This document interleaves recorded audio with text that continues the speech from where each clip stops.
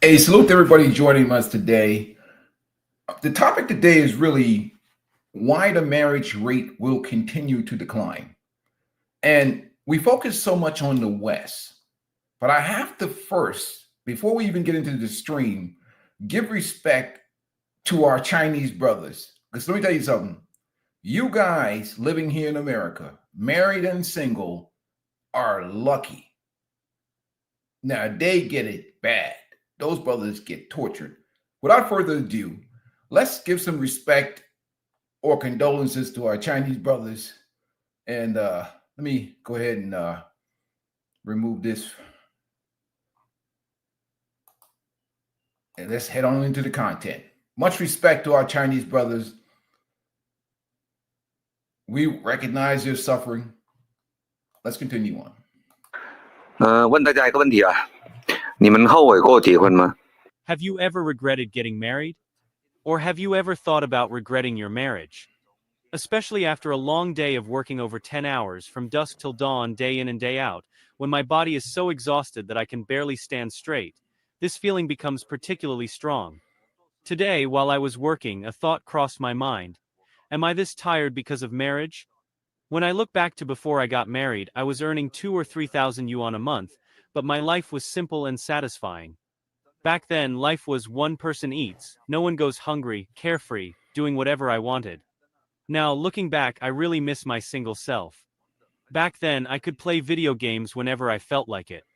I could also go out drinking and having fun with my friends, or even just take an impromptu trip. But now, all these things only exist in my imagination, never to be easily realized again. Before I got married, after work, I didn't have to worry about anything else. I could spread out a pile of junk food on my desk, turn on the little air conditioner, and play video games all day. It was amazing. I remember the longest stretch. I played computer games for 38 hours straight, absolutely thrilled. Nowadays, I work over 10 hours every day, my body aches all over, and the freedom I used to have is a distant memory. The old me could live like an angel for days on end, eating and drinking whatever I pleased. But after getting married, everything changed. My wife only gives me 300 yuan a month for living expenses, no matter how much I earn that month. Even if I make 10,000, I only get 300 yuan. The best meal I've had in recent years was probably some roast duck sold locally. And even then, I could only afford a quarter, which cost me 20 yuan. That was the most extravagant enjoyment I've had in years. Actually, many people live freely when they're single, doing whatever they want. But after getting married, many people, myself included, realize that the benefits of marriage are few and far between. To put it bluntly, before having kids, aside from having someone to keep you warm at night, marriage didn't bring me any additional benefits. Every day it's either arguing or on the verge of an argument. After marriage, my wife is always nitpicking, either complaining that I don't make enough money or criticizing my bad habits, or she complains that I smell too much like a man. I understand that women are supposed to smell good, but men, well, we can't always be like women. I don't know about that one, brother. I mean, it's rough, man. I don't even mean to laugh, man, but you think that Western men get cooked. And you know, the funny thing about it is, um, we don't really consider things in other places in the world. We see things from the Western perspective, but we really don't understand how the internet, how social media, how it changes in culture, well, the dynamics has changed around the world. And sometimes men in the West, and to be honest with you, compared to men in China, men in the West live on easy street. Well, let's continue on with the brother. I don't know about the hygiene thing. Hygiene's got to be top priority. Maybe your wife has an issue, has a good point with that one. But let's continue on. But my wife seems never satisfied, always picking at something. Honestly, I've regretted it countless times, and while saying countless might be an exaggeration, I've felt at least a dozen times that getting married was a mistake. Marriage is too exhausting. I always think how great it would be to live alone. With an electric blanket to keep me warm, why would I need to marry a stranger to sleep beside me? This feeling particularly grew after my daughter was born. When she was born, she was malnourished and underweight. The doctor said that if we had money we could save her, but without it, this little life might not make it. I'll never forget when I saw her lying in the incubator, her tiny frail hand gripping my finger tightly. I felt a kind of life being passed on. It was an indescribable emotion. From that moment on, I realized that maybe the meaning of marriage is in the continuation of life. Even though I now work like a dog every day, thinking about this passing of life, I have no regrets. This is my complex feeling about marriage. It drains you, even makes you long for your old days of freedom, but at the same time, it brings the irreplaceable joy of family and the continuation of life. 越来越多的80后男人后悔结婚生孩子了。In recent years, more and more men born in the 1980s have started to regret getting married and having children. They say, with my monthly income of 20 or 30,000 yuan over the past decade, I could have saved 3 to 4 million yuan. But because I got married and had children, I now only have 300,000 yuan in savings. A friend from Jiangxi told me that he used to earn nearly 30,000 yuan a month, and if he had been saving over the years, he could have easily accumulated more than 3 million yuan. However, after getting married and having children, his household expenses increased drastically. Despite working hard, he has only managed to save 400,000 to 500,000 yuan. Furthermore, his family's physical store closed due to poor management, and their income plummeted. The factory where he works keeps cutting wages. The most troublesome part for him is that they have 3 children, and the cost of raising each one continues to rise. Life has become chaotic, with expenses becoming harder and harder to bear. Now, he deeply regrets getting married and having children. He believes that if he didn't have the burden of a family, he would have saved millions by now and would be enjoying a worry-free retirement. Another friend from Zhengzhou also complained to me, saying that after getting married and having children, his family expenses made it difficult to make ends meet. Originally, he had the opportunity to save 3 to 4 million yuan, but because of the huge expenses from his wife and child. Fortunately, he only has one child. He has only saved 1 million yuan. He sighed with relief, saying that luckily he only had one child. Otherwise, like families who have 2 or 3 children, he would have been deep in debt by now. So, many men born in the 1980s are increasingly regretting getting married and having children. It's just too exhausting. And these friends' situations are relatively good. At least they are not in debt yet. However, many more men born in the 1980s have fallen into debt due to getting married and having children. Not only have they been unable to accumulate wealth, but they are also burdened with heavy debt, living an extremely difficult life, and have become true tragic figures. 我们后悔结婚了。 We truly regret getting married. The pressure from marriage is just too overwhelming. Hello, everyone. Both of us are born in the 90s, and we've only been married for a year. But just in this 1 year, it has tortured both of us to the point where we're not even ourselves anymore. Our mental state has deteriorated to the extreme.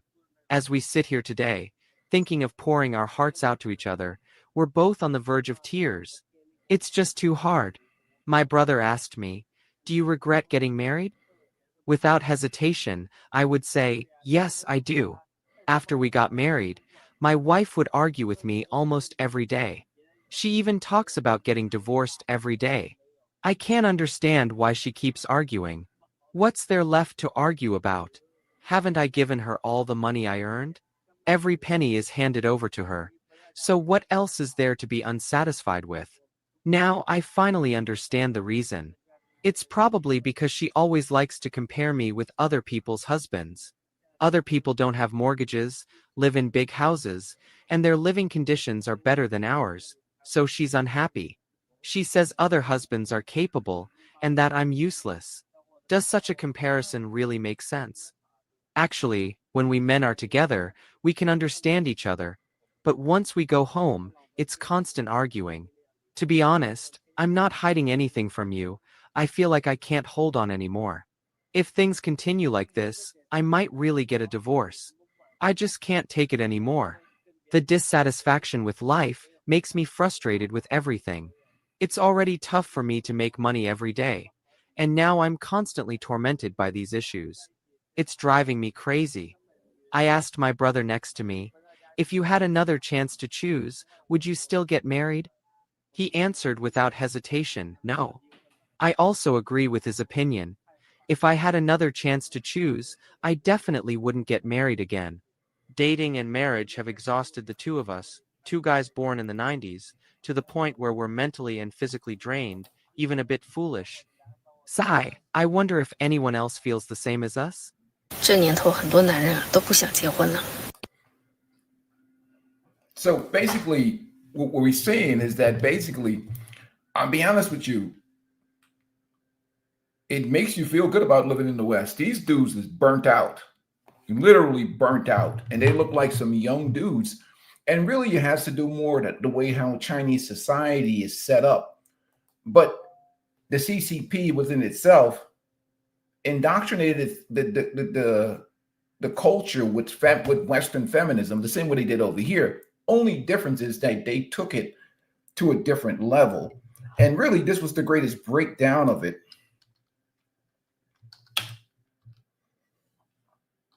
But I'm using China as an example.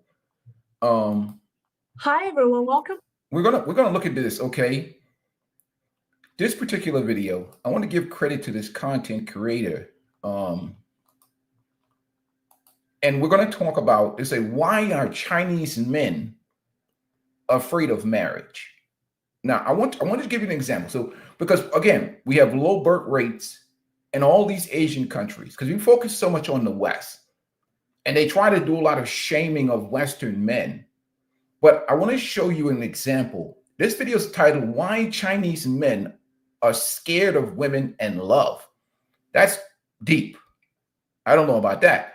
But this is not just a Western issue, which would bring education to the brothers to let them understand. And when they try to shame men, they're especially attacking Generation Z, because realistically, they want babies, they want men to enlist in the military, they want men to help stimulate capitalism, and a bunch of young men that are living life on their own terms is not ideal for capitalism, is not ideal for society. Marriage, the nuclear family, is the foundation of any good long-term functional society. You need kids. You need people to fuel the system. That's the true reality of it. But these Chinese dudes is checking out on a level different, because again, they brought, the CCP in China brought feminism into the culture to build their society, build their military, take over the US and as the #1 global leader. So in order to do that, they needed women spending money. The same thing they did with feminism here in America, when they indoctrinated the women with feminism to turn them into working machines to stimulate capitalism. They did the same. The CCP incorporated that same ideology into China. And now we're seeing what's happening in America, happening in, well, China at a level 10 times worse, because the Chinese women had taken feminism and took it to a different level. So Lee's Looking Glass, she does a lot of breakdowns on China and their society. So I want to make the parallel and the comparison is actually milder here in the West. Well, I mean, obviously we know no man is afraid of women. They're afraid of the system. It's really the system that the men really have a problem with. So let's let her break down what's going on with the Chinese dating and relationship market in comparison to what we see here in the West. So when we understand that Gen Z is reacting in a way that's rational and logical because men respond to incentives. It's not that just that there are deadbeats and there are derelicts. Let's be honest with that. And there are a lot of Sims too. But there's an overall global move with population reductions and all those things, as they call men scared, gaslighting, manipulating the women themselves don't care about love. They don't. It's about money. So, I mean, the men are behaving rationally, logically. It's all right. It's all right, good. I got you. That's cool. You're good. But they're behaving rationally, logically. So, guys, hit the like button. You want to support the channel, please do. But we're going to go dive deep into this and really understand lower birth rates is global now. A lot has changed with society, with the perspectives on family, community, and whatever else. And a lot has changed because again, the internet changed a lot of things. So the internet itself, really TikTok and all these things, spread a lot of different ideologies and mindsets and mentality around the world. Global reach for women, increase their reach and their ideal, their perception of value. And it changed the mindset and the mentality of things globally. And not only that, you add inflation in there, more expensive cost of living, the cost of family is outrageous. And you add all these factors up, which results in lower birth rates, people not wanting to get married, the economic decision of it. But not only that, there's so many distractions in the common everyday relationship. It's you, that relationship with that woman, and this device, and the court of public opinion, and all of her women friends. And everybody is this, and they say comparison is the thief of joy. But there's so many distractions in the modern relationship that it's very hard for a man to be in a relationship with an emotional creature and she experienced any level of happiness when there's 20 different distractions. Or, but I'm going to let her talk and really make you guys understand. Not only has China gotten into the Me Too thing, the feminism thing, and their dating relationship market has completely crashed. Let's continue on. Fair use. Hi everyone, welcome to Lay's Looking Glass. I'm Lay. Today we'll dive into one of the most explosive and emotionally charged cases in China right now. A court ruling that's taken the internet by storm and shaken the very foundations of how Chinese men and women interact today. It's being called the engagement rape case, and it happened in Datong, Shanxi. The verdict has triggered outrage across the country. On social media, many men are asking the same question: who dares dating anymore? Sounds dramatic? Maybe, but once you hear the details, you might understand why that fear is spreading. Back in January 2023, a man named Xi met a woman surnamed Wu through a matchmaking agency. Things went pretty well. A few months later, on May 1st, the man's family hosted an official engagement banquet. As part of the custom, the man's family gave his future bride's family a 200,000 yuan bridal gift, along with a gold ring. They even signed a formal engagement agreement, which stipulated that half of the bride's gift, or 100,000 yuan, is to be paid at engagement. The other half will be paid after the wedding. If the man backs out the engagement, the first 100,000 yuan is non-refundable. If the woman backs out, she must return the money. And the man promised to add the woman's name to the marital property deed 1 year after the wedding. I know such engagement agreement sounds like a commercial contract and totally outrageous by Western standard, but it's typical in today's China. The day after the engagement, the woman's family hosted a return banquet for the man's relatives. Afterward, the engaged couple went to their future home, an apartment in a tall building. The woman had already moved in some personal belongings: toiletries, couple's items, even a wedding bed. Surveillance footage showed the two being physically affectionate in the elevator, hugging and kissing. Nothing looked unusual for a couple that just got engaged. But by the time they came back down that elevator, the woman accused her fiancé of rape. The men said they were intimate but denied having sex with her. But the attention the case received isn't so much about what happened between the two. It was about the demand the woman made about the remaining bride's money. She asked it to be paid up front and wanted her name added to the property deed immediately. According to some reports, she threatened that if those demands weren't met, she would go to the police. The man's family refused, and after an argument, she followed through and filed the report. A judge later described a slightly different version. The woman's family put. So basically, you got the same thing. You see what's going on here in America with all these, grape allegations and trying to get money. again, when you go back to traditional culture, minus the feminism, the bride price was or was usually a show of love and affection or commitment and seriousness to the, to the woman's family.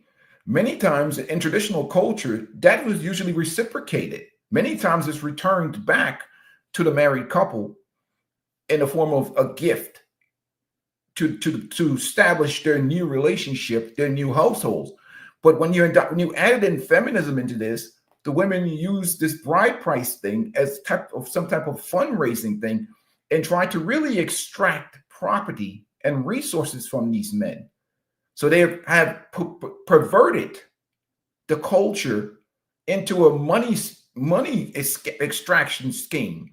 The same way we see it now with the rebranding, religious rebranding.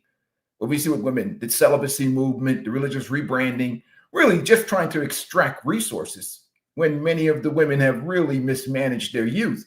So they're really throwing Hail Marys, hoping to catch some simp that doesn't really understand his value as a man. So he signs on to a woman that would not have dated him when she was 20, 21 years old. But now this is this using marriage as a financial extraction tool or leveraging brand price, and even going so far as making false allegations against men is what we're seeing here in China. So it goes very deep. Let's continue on. Pushed for a sooner marriage and were okay with delaying the second payment, but still insisted on adding her name to the deed early. These details became a flashpoint. Many people saw it as a red flag. Was this ever really about marriage? And the man presented everything he could: the engagement contract, chat records, surveillance footage, even medical records proving his innocence. But the court ruled against him. The final judgment: rape, and he was given a 3-year sentence. The official reasoning: he violated the woman's will. Chinese men flooded the internet with outrage. One viral comment summed it up. Was this an engagement or a rape package deal? You lose the bride's money and go to jail. From now on, every date needs to be fully documented and recorded. But others responded with a warning. Don't be so naive. Even audio and video evidence can save you. They were referring to another notorious case, the Nanch University incident. Let me take you back to 2022, to a case from Nanchang that lit the internet on fire. It involved 2 college students. A young man helped his classmate fix her phone, and over time, their conversations became flirtatious. The chat logs were full of flirts, and at one point, the girl even sent him provocative selfies. Then one day, she stopped by his dorm to pick up her repaired phone. That day, they had sex. The next morning, she asked him to make their relationship official. He said no. And just like that, she accused him of rape. He was convicted. The first trial gave him 6 years in prison. On appeal, it was reduced to 3 years with 3 years probation. But here's what made the case shocking and unbelievable. He had a 21-minute audio recording capturing the entire encounter. In it, she sounded enthusiastic and in control. Security footage even showed the two walking hand in hand afterward, laughing. Still, the court ruled. The woman expressed non-consent afterward. Prior chat records and behavior do not constitute legal consent. One man wrote, "What's the point of having evidence? If consent can be retroactively denied, then the law is meaningless." And it didn't stop there. In 2021, a young man named Xiao Chen in Shenzhen was accused of rape by his ex-girlfriend. After they had already broken up, Xiao Chen came prepared and submitted video footage of their intimate time. She was clearly comfortable, laughing, joking, fully engaged. But in court, she brought a psychological evaluation, claiming she was mentally unstable at the time. and therefore could not legally consent. Despite the video, Xiaochen was sent to 4 years in prison. When he was released, he posted this online. I thought the video would prove my innocence. I was wrong. Now I don't even dare hold a woman's hand. And Xiaochen isn't the only man feeling that way. In 2023, a young man in Shanghai got engaged and handed over a 300,000 yuan bride's gift to the woman's family. They took wedding photos. The marriage was planned for the end of the year. Then the woman backed out. She kept the money and accused him of rape. In court, she presented a depression diagnosis, claiming she wasn't mentally stable and had not truly agreed to the relationship. The result? He was sentenced to 3 years in prison. The 300,000 yuan? Gone. And now Chinese netizens are joking, well, only half joking, about what dating will look like in China. A nervous young woman asks his date, "Before we date, how many consent forms do I need to sign? And how many cameras will you have running?" The guy replies, "Do you have any psychiatric diagnosis I should know about? I can't afford to get into a relationship and then end up in prison." It sounds ridiculous, but it reflects something real. Dating in China is starting to feel like defensive dating, where love comes second to legal protection. A major contributor to the problem has to do with China's custom of bride's gift. I'm talking about caili. Before 1949, when the CCP took control, caili was simply a Chinese marriage custom evolved from a Zhou dynasty ritual called pinli. The gift wasn't about wealth. It's a gesture and a token of commitment to the bride. It was about the man's respect for the bride's parents for having raised her. Under the CCP's rule, So basically, they took a traditional thing and they turned it.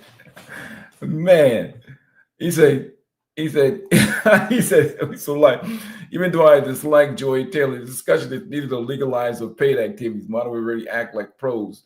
Why not get a contract legally for service rendered? Look, man, I'll be honest with you, and I think it's even worse. Like, I have to start from the worst. China has taken it to a different level of abuse.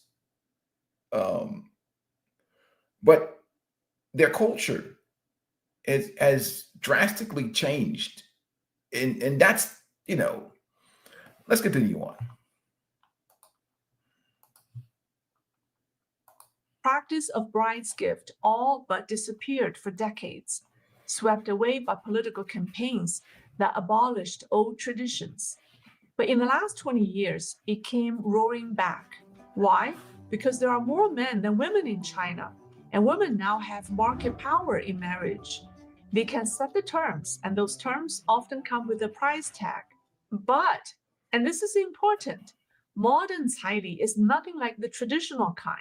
Traditionally, after engagement, the groom's family would give the bride's family an amount of money called the bride's gift.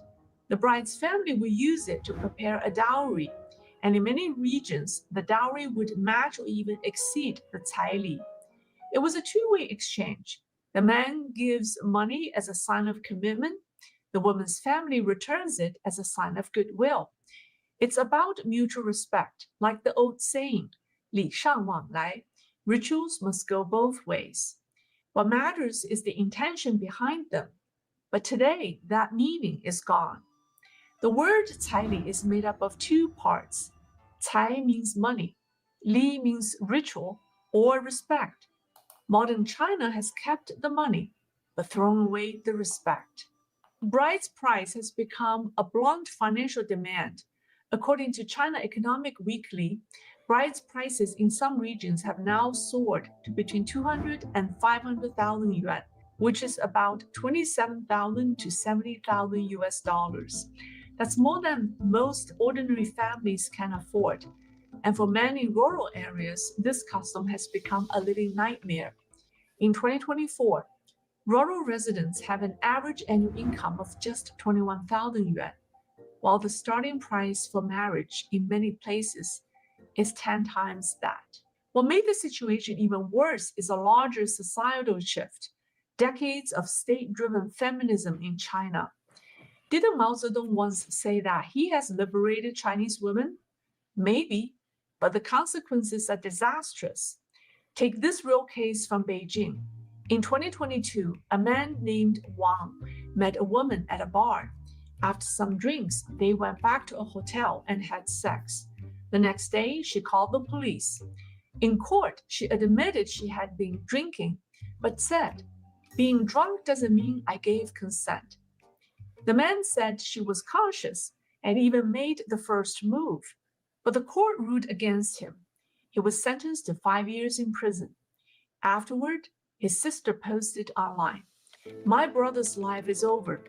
These laws protect only women. Men don't stand a chance." Her post went viral, and a firestorm of debate followed. People ask, where's the legal bottom line in China? But the truth is, China's legal system was never truly rooted in law. Too often, it's not the law that decides, but the opinions of local officials, the politics of the moment, or the attitude of the judge, or the amount of bribe paid. Justice becomes a matter of how low the individual judge is willing to go. In that kind of environment, a fair trial is a coin toss. But I don't think this is just a legal problem. It's a cultural collapse after the CCP destroyed traditional values and shattered the foundations of trust. Marriage in China is no longer about love or commitment. It's become a financial transaction, a merger between two families. Sex has become leverage. Love becomes last, after the money, after the contracts, and after the evidence. What was once a symbol of commitment has become a financial guarantee. Marriage is now treated like an investment contract with expected returns. And in that system, men are often at a disadvantage simply because there are too many of them. But that's not their fault. That's why I'm taking a stand for men in this program, not because I'm against women, but because we need fairness. Yes, some women suffer from domestic violence, but men are being hurt too by exorbitant bride price, tiger wives, false accusations, emotional blackmail, and rigged legal outcomes. In this chaos, it's not men versus women. When men lose interest in relationships, women suffer too. They feel lonely, disconnected, and left behind. What we're witnessing is a moral collapse, not just between genders, but across all of society. It's one cracked mirror in a much bigger breakdown. So what she said fundamentally is true. So what we're witnessing is basically a moral collapse. And they're going to do studies basically to really determine the side effects that has happened from social media globally, especially, and obviously feminism has spread globally, regardless of what people say. It is a global thing. You're in a unicorn dating and relationship market. You're probably, for most guys, if they're being honest, you're dealing with the 5% woman. 5% women that are probably virtuous and that are wife quality. But this is not just a Western thing. I always use perspective of somebody else, because sometimes we get tunnel vision, and or we look in the mirror and we see our own problems and not understanding right now. Right now in America, we have a different hustle game going on because of the way the economy is going, which is that, we have the the trad wife hustle, or what the trad wife hustle, or what we call hoflation. The same thing. That's what's going on right now in the West. It's a complicated situation. So what happens now is we have men that are really don't know their value. They don't know their value. So we saw the situation with Tommy Lauren the other day. She is one of these women, but I mean, she has money, but she transitioned from a modern woman to try and she pretends to be a conservative woman, but she really is not. But this is the grift that we'll see now. We saw the situation with Brittany Renner trying to transition herself using religion And religion is going to be the way that modern women run that ball into the end zone, the Hail Mary. Because again, when you look at other pathways, especially with men's content, that all this men's content out here, it's really blocking and jamming up the system because the young men are not behaving like disposables. And I talked about a lot on my channel that men respond to incentives. And the problem is, because we live in a gynocentric environment and it's capitalism, they don't really address any issues or the side effects of sexual liberation and how that influences the behaviors and the mentalities of the women and the men. Because the question is, what are the men getting to be wives, to have long-term relationship with? Because if there's a society that's telling women, don't get married young, focus on your career, leave family last, what are they doing in the years that they're not in a relationship and they're not married? They're not single. They're having boyfriends. They're having one-night stands. They're having trips.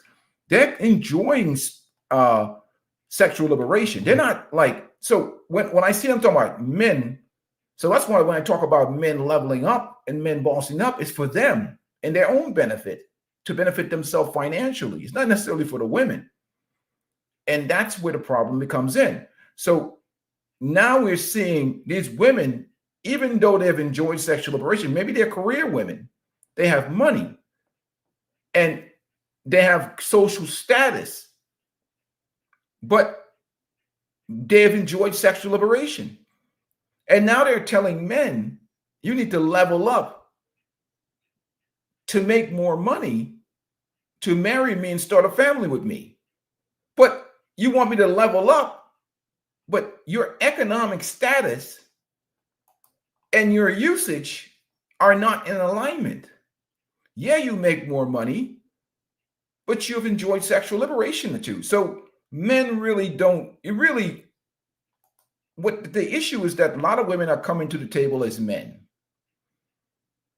They think that their career and their economic status equals value in the eyes of a man, especially, to be honest with you. Plus, they're not going to spend any money on you. So when you talk about purity, remember, women decided this. This was not men. Women decided that they wanted to be liberated just like men. Men didn't tell women to go out here and enjoy sexual liberation. Women decided this. That was their idea.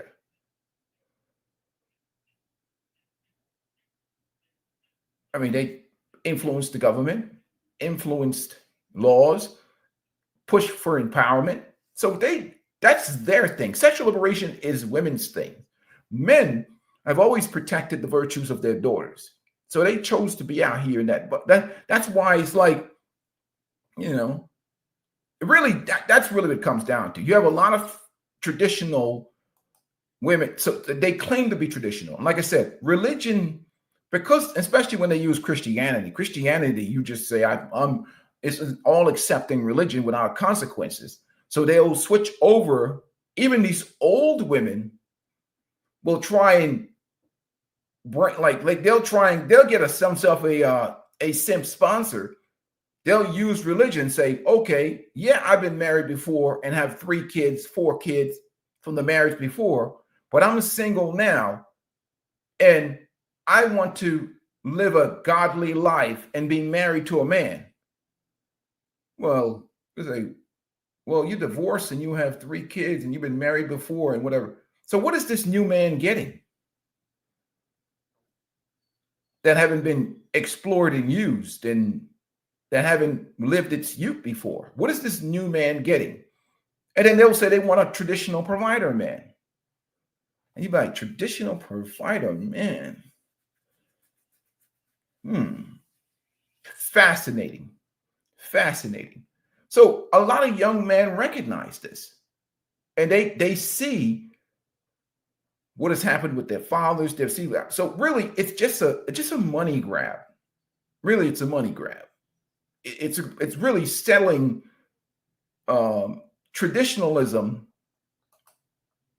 packaged like in feminism because they have enjoyed themselves. Let's be honest. They really have enjoyed themselves. Sexual liberation was one of the worst things that ever happened. Worst. It's one of the worst parts of feminism.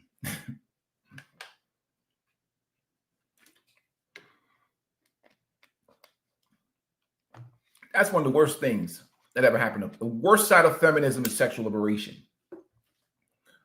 And when the young men check out, it's like, you know, they get on the young men, but they're behaving logically to an environment that's just completely toxic and whatever else. I gotta make sure I put Lee's looking glass. I think I put her in so they're behaving logically and rationally, and these guys are like, hell no. So you have a lot of old heads, right, that are kicking game, and it's educating the young men about the realities of marriage, dating, and relationship. It's not like I'm anti-marriage. I'm just anti-torture. I'm pro-family, pro-marriage. I just don't. If you're good, if you were a virtuous 5% women, good for you. Marriage becomes a blessing. But there's very few of those women, especially now in 2025. But the old dudes who've had experience giving away game, because what happens you have that. Sometimes it's a difference between a man that's married and masculine and has some type of leadership and authority in his marriage, and a guy who's married who's the simp, the last place finisher. Their two opinions are going to be totally different. Oh, we can make sure we get our likes up here. Hold on a second. Guys, make sure you guys hit the like button. We're going to move this content. If you guys want to support the channel, please do. Super chats, whatever is accepted. Let me go ahead. Let me show 3 iPhone mistakes.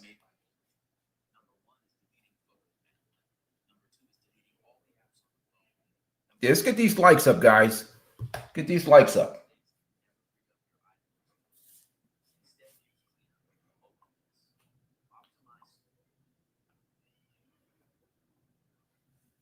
So we have an ever-changing dating and relationship market, and the ways of old.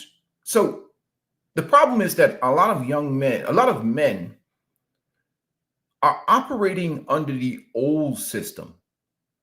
Idealism, traditionalism, idealism. And that can be quite dangerous because women are being raised to be strong and independent, focus on your career, you go girl, whatever else, and to be selfish and self-absorbed. And you're telling the men that they have to be altruistic, which makes them a bunch of crash test dummies or disposable tampons. So like that situation with Tommy Lauren, everything that she talked about in that interview with Laura Ingraham is about men's duty and men's responsibility. Nothing about women's duty and responsibilities at all to men. Or any type of, like, men are not supposed to expect nothing. They're just supposed to be like just crash dummies, disposable. And anytime a man wants something in exchange for his masculinity, his protection, his provision, oh, well, you're a misogynist. So they want responsibility without any benefit, a responsibility without authority. They want these young men to just go out here and be these things and marry these women and produce the spawn to fuel the capitalistic society and all do everything possible to benefit the 1% who are already filthy rich. Not about them. But so what's interesting is I'm going to go to this content creator, John Griffin. He did this video on marriage. Salute to this brother. Let me move this from here, which is very interesting in this. John Griffin. So what happens now is that the older dudes are giving the younger dudes game, right?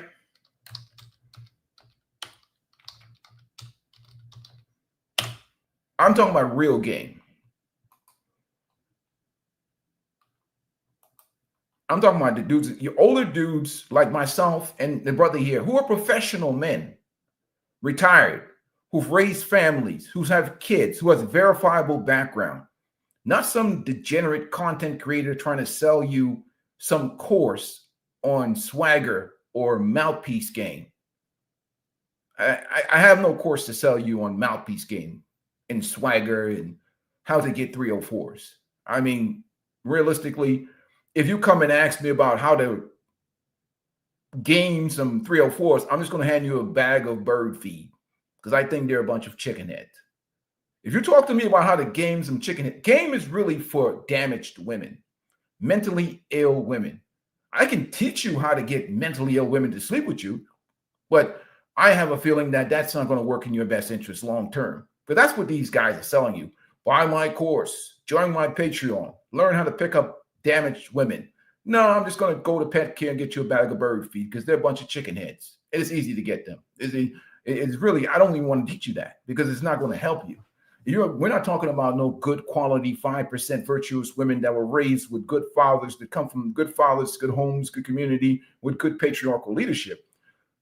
You know, if you kick some of that ridiculous game at them, you're probably going to get curbed real quick if you're not a man of substance and good character, you know, because she's going to follow the leadership of her dad if you're dealing with those types of women, you know. And at the end of the day, a lot of these game guys are full of crap. They be getting their ass cooked. Even when you see them do the pickup thing, they get their ass smoked.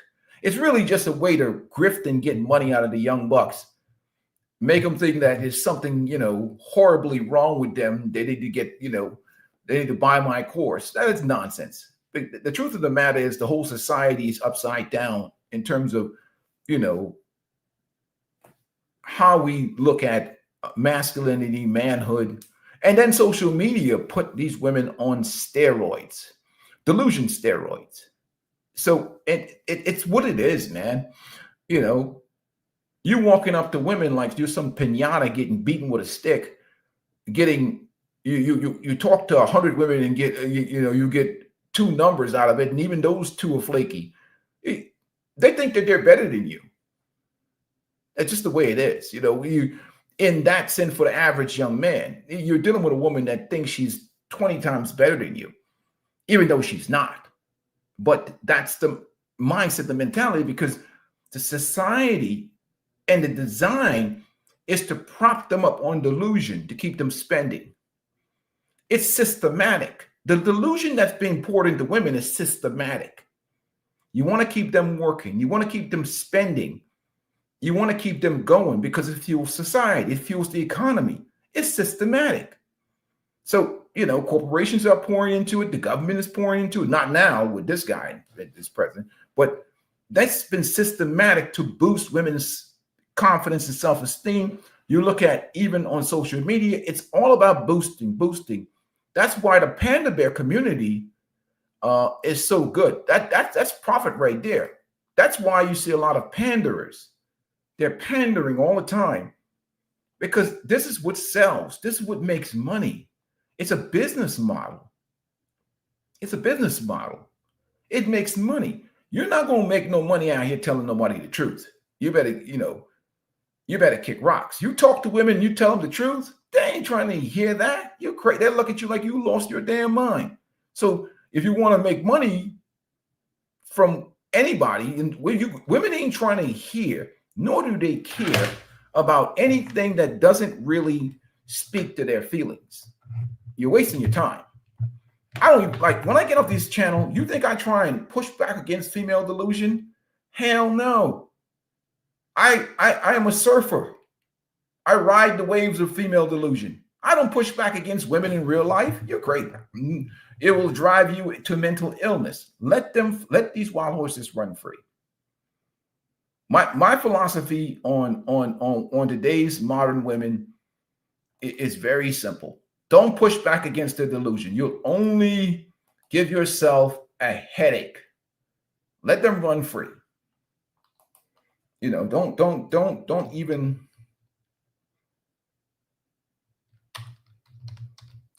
you know, don't even push back against the delusion.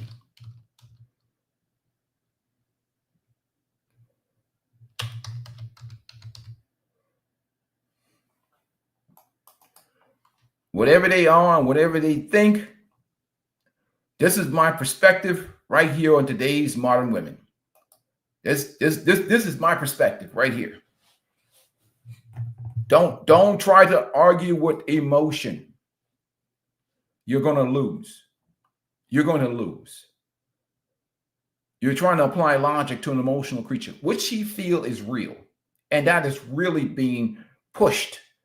And everything on social media reaffirms what she believes. And every panderer, every simp, the sisterhood of women, everything reinforces her belief system and supports her emotional roller coaster. Emotional people spend a lot of money. That's just the way it is. And they want to keep it that way. So again, this is just the way it is. So no need to be trying to argue with these women or have discussions about it or try and apply logic to them when they're delusional. Let them ride the wave of their delusion. Anyhow, let's continue on. So my brother John Griffin, another good content creator, I've got to give credit to him because he makes good content. He gets the truth about marriage and relationship in the modern world. Let's continue on. Fair use.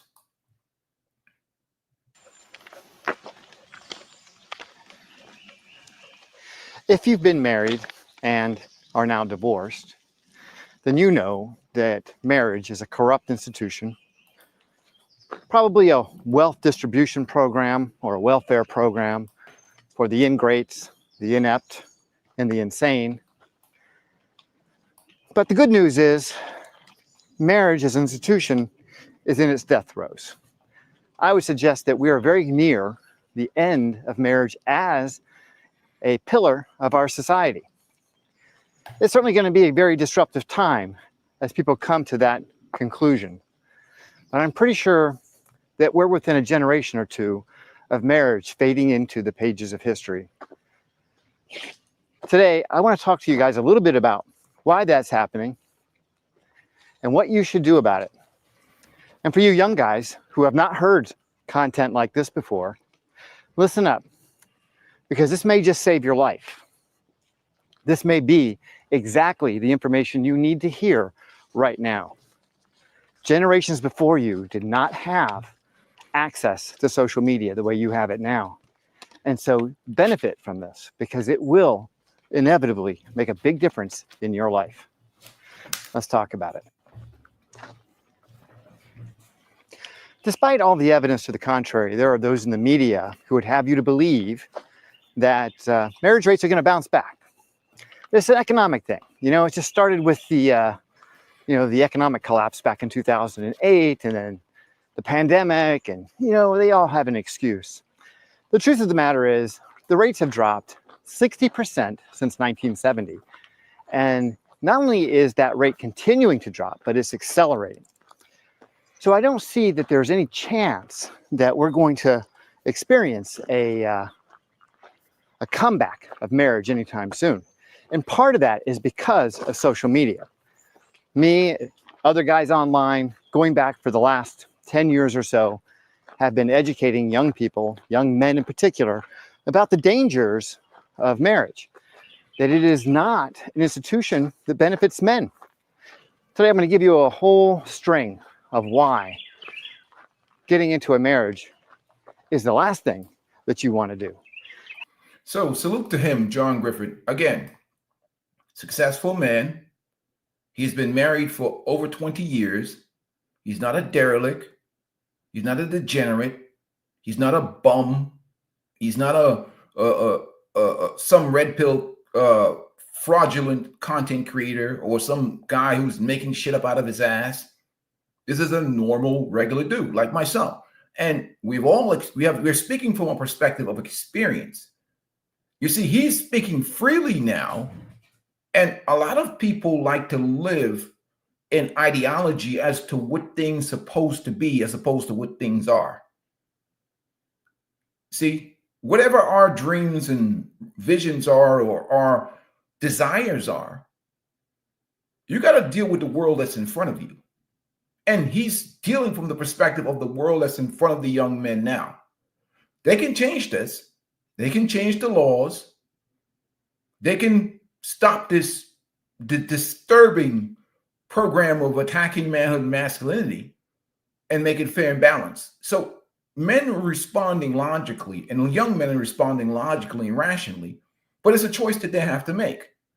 But there's a lot of people out here, especially many people in the red and in these spaces, in men's spaces, trying to profit of this disturbing dating market with their courses and whatever else. Half of these dudes, if you would do a background investigation on them, you would find that many of these dudes are professional scammers and fraud. If I was to use my experience in law enforcement and do a background investigation on most of these guys, you'll discover that most of these guys are, one, broke. Most of these guys are frauds. Most of these guys are living lies. Most of these guys are not even living the lives that they say they're living. And that's the problem with a lot of men's spaces. We have too many grifters and liars selling things and whatever else. I have no course to sell you. For what? It's unnecessary. What am I going to teach you that garbage for? You're going to go out here and get cooked, especially in the delusional world.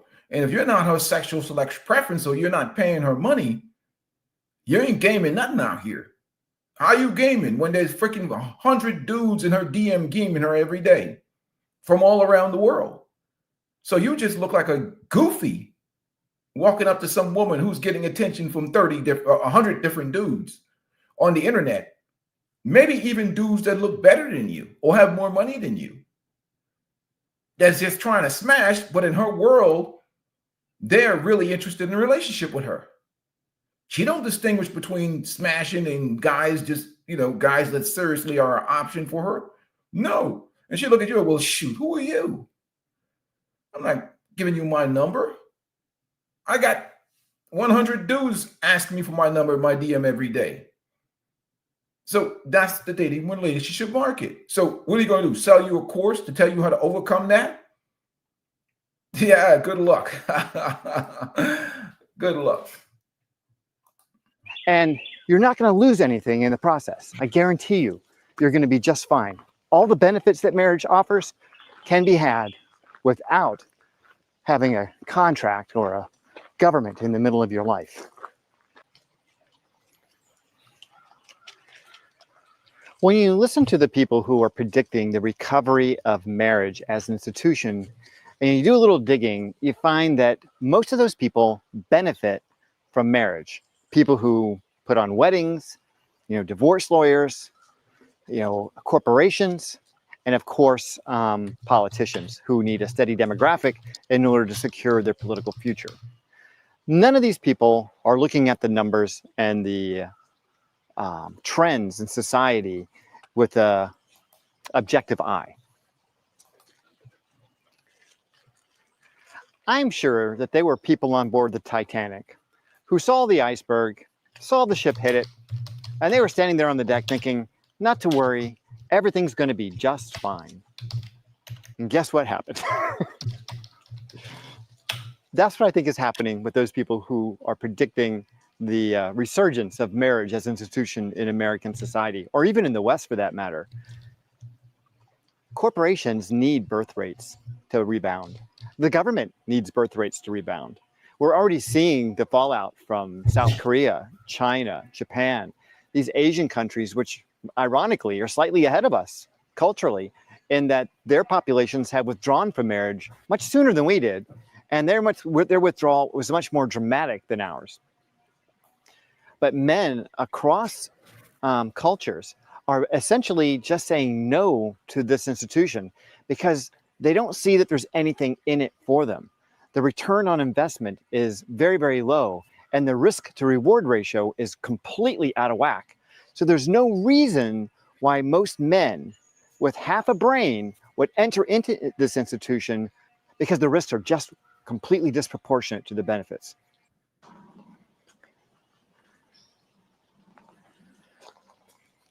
So we can talk about the statistics and how marriages, rates have dropped 60% since 1970.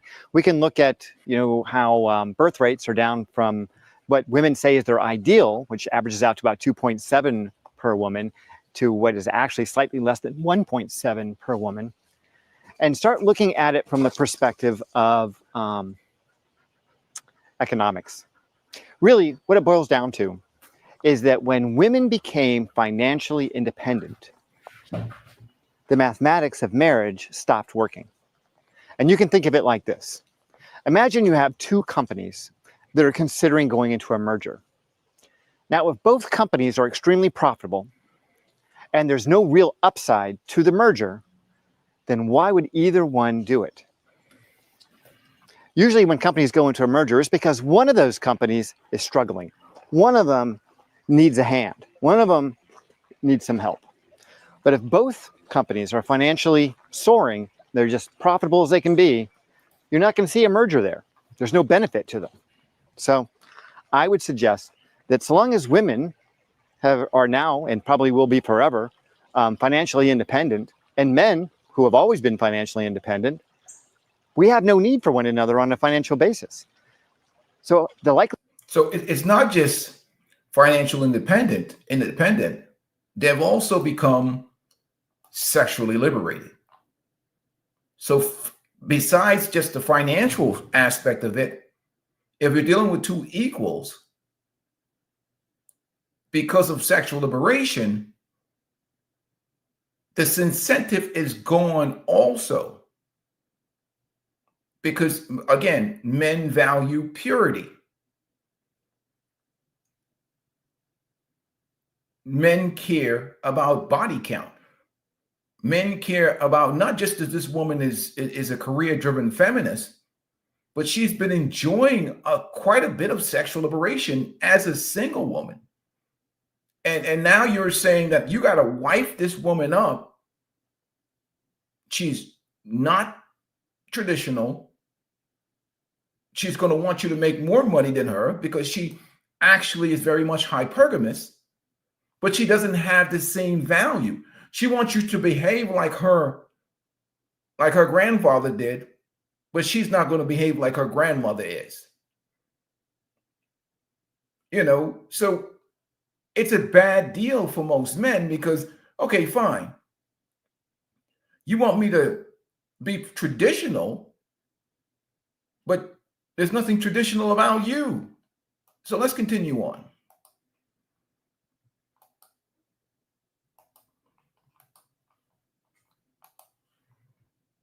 Likelihood that marriage is going to be, recovering anytime soon are almost zero.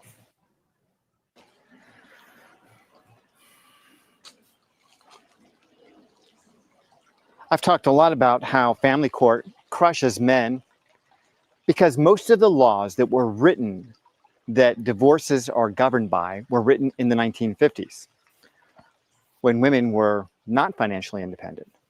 And that's why women tend to get very favorable settlements, and they also tend to get custody, and they also tend to get, child support. So what ends up happening is a man goes into this merger 50-50, but his losses are 100%. They're double what his investment is.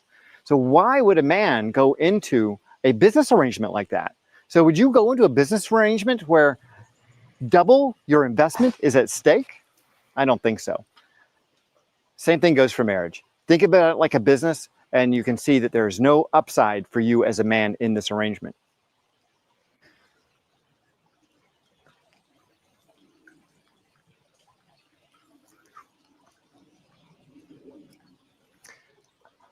This week I caught a video by it had that guy that wrote that book about boys and men, and he's all concerned, just like all those other people are. They're all very concerned about boys and men and how we're not getting married and stuff like that. Anyway, he put a question to this panel of boys, young men. I said, guys in their 20s. Would you guys marry a woman who makes more money than you? And of course, all these young guys are like, yeah, absolutely. Oh yeah, man, I'd definitely marry a woman who makes more money than me. Well, he fails to mention that the divorce rate for women who make more money than their husbands is about 3 times what it is when it's the other way around. So these guys don't know what they're doing. They don't know what it means to say yes to that question. And they're out there right now dating women. You know, they're out there right this minute thinking that they're going to find some woman who's going to support them. And they're going to be Mr. Mom. To say yes to that question. Oh, man. It looks so good on the silver screen, doesn't it? The man staying home with the babies. Oh, and all the, the zany situations he gets into. Oh, the antics. Yeah. No, that's not what's going to happen. No, she's got the maternal drive inside her. She's going to resent the hell out of you that you're staying home all day playing Mr. Mom, going to play dates and hanging out at the playground, making trips to Target 3 times a week. No, she's not going to like that at all. And that's going to result in her one day saying, you know something? This ain't working for me. I really want to be the stay-at-home mom.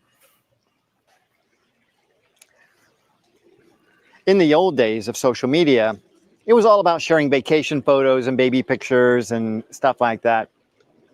Well, today, young men have access to old guys like me who can tell them what marriage and divorce are like. And when they hear that over and over and over again, it starts to sink in.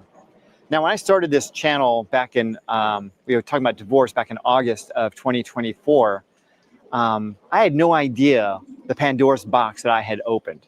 Since then, and it's been now, I guess, 5 plus 4, like 9 months or so. During those 9 months, I've gotten over 10 million views. And during that time, I've received almost 200,000 comments. And I cannot tell you how many men have said, John, you're telling my story.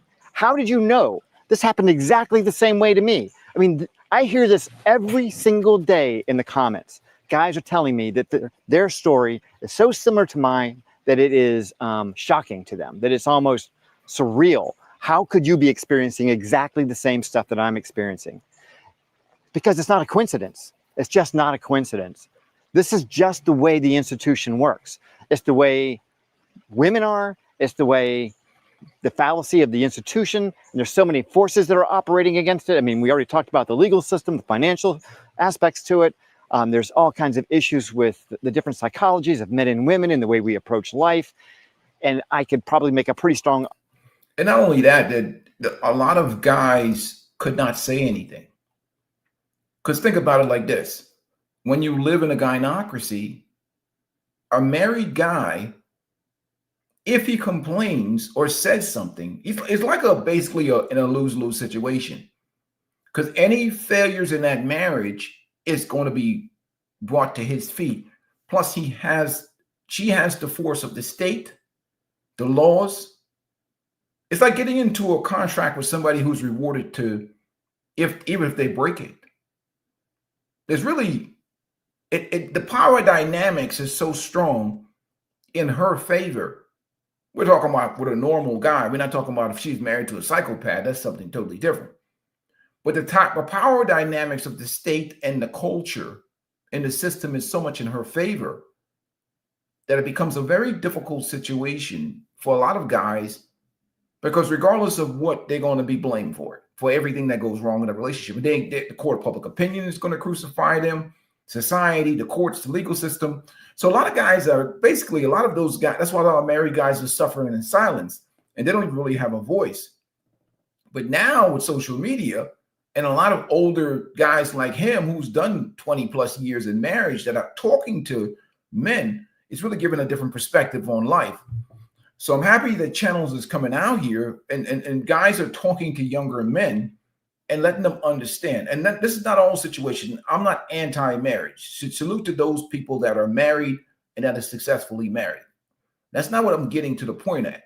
The point is that you have to be really cautious and careful about the decisions that you make in life, the plannings that you make in life, and to understand that your mindset and mentality of the past is a level of adaptation that has to take place. It's not a utopia. You have to adjust and make decisions more cautiously and more carefully nowadays more than ever before. argument that, you know, men and women were probably not meant to live together for more than a decade or so, because that's about the time that it takes for us to get really fed up with one another. So the idea that marriage is a viable institution when people are living to be 85, 90, or even older, and our lifespan is only increasing, especially if you're taking good care of your body, why would you want to spend 50 or 60 years with someone who hates you for most of that time? Yeah, why would you want to do that? Don't.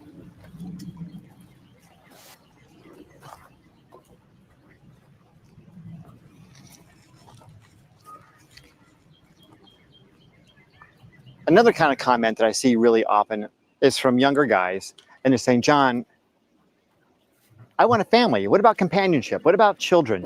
What about all of those things that are really valuable to me that I want to have in my life?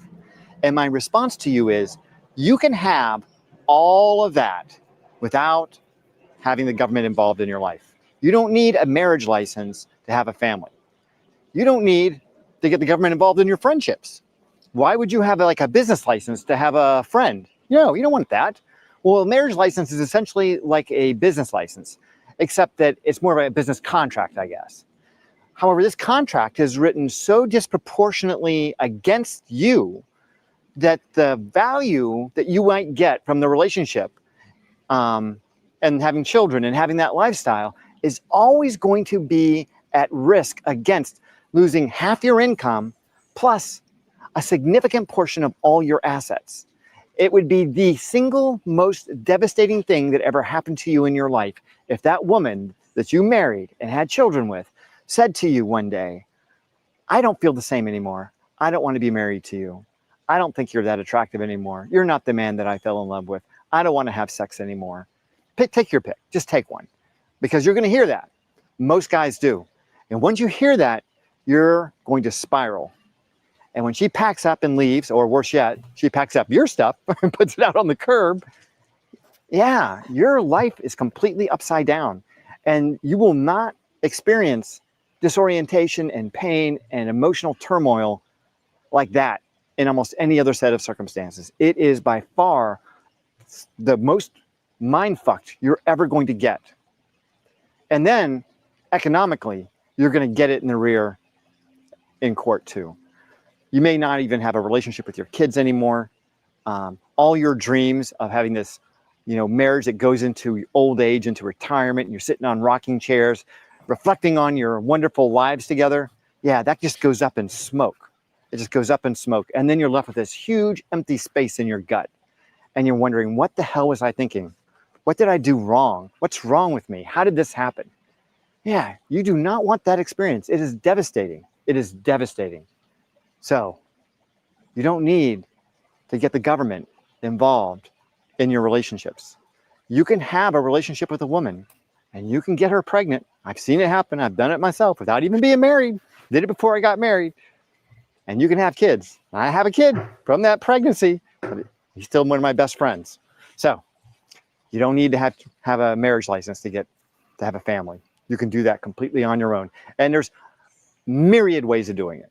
There's a lot of different ways. There's surrogates, there's adoption, there's girlfriends, there's lots of women out there who are really happy to be in a cohabitative relationship, or even in a relationship where you have children and you both have your own separate houses. I mean, there's all kinds of circumstances out there. Just because everyone has done it this way in the past doesn't mean that this is the way it's going to be done in the future. So we're really at the frontier of an entirely new social structure. And you have the opportunity to write it the way you want it. You do not have to accept that the way your grandfather did things or the way your father did things is the way that you must do things. All that is changing, and it's changing fast. And it is changing, but I think right now what is happening is that they're trying to use the church. The women are gotten clever. They've all gotten spiritual. So what they're going to use is that when guys are like, look, man, I'm not trying to get the government involved in my relationships. they're going to say, hey, but it's not living a godly life. I'm a born again Christian. And I believe that for me to live a righteous life, I must be married to you. And we can live together and whatever else. Really, she just wants to get on somebody's pension plan or get the power of the state so that she can have power in the relationship. But she's going to use the religious back door. I call it the religious back door. She's going to come through the religious back door, right? But it's really a power move. It is not they don't value the church or religion or God or anything like that. They just want power in the relationship, the power that comes with the state, the ability to take and clean out your 401k or clean out your resources and your whatever else. They really just want the power. So marriage for them is about the power to control the relationship and to extract resources from that man. He said, salute to you, my brother Top Gun. Salute to you, man. Peace and blessings, brother. You're all the way out in Utah. Wow. But that's what marriage has become for a lot of these modern women that try and use religion, is a way to muscle, to kind of slick way of trying to backdoor or morally or religiously shame you into signing contracts with them when they only really care about power and resources. Vegas Tape said the God spiritual play ain't going to work on most men. It's obvious manipulation, but the manipulation is bad. So that's the new hustle and the new grift out here today is the religious backdoor. The religious backdoor is the new grift. And for some sucker simp, it may work. It may work. That's their way to get around this. The religious backdoor is how they get around this. Because God has forgiven me for my sins. That's why you see the women that be like married, 3 baby and divorced, 2-3 baby daddies. They'll come say, I'm a born again Christian. My past don't matter. You got to marry me. You're not getting this box. Well, that's what they say to the simps. You know what I mean? Like they're like, you got to marry me now. You know what I mean? That's what they trying to use the church. They're trying to, I call it the church back door. Or they hit you with 20 scriptures, like, oh shoot. And that's their way of getting that money.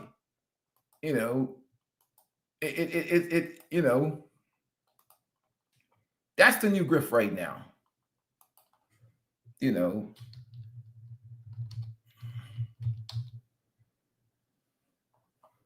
And they've gotten pretty good at it.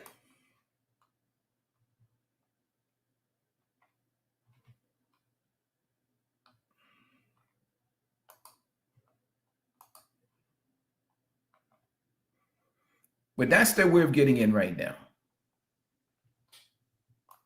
And that's why I did that one screen.